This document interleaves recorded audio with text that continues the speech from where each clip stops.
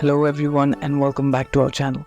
In today's video, I'm going to show you how to add signature in Lightroom.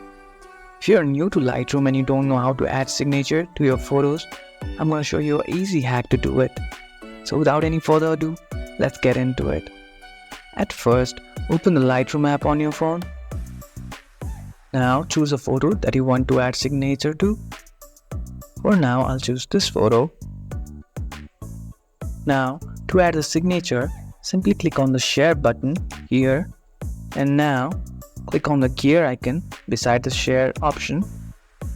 Here you can see options like include watermark, include metadata. Simply toggle on the include watermark option, and now click on customize.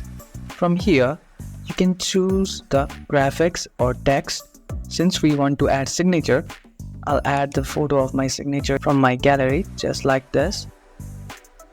And you can also increase or decrease the size of the signature just like that.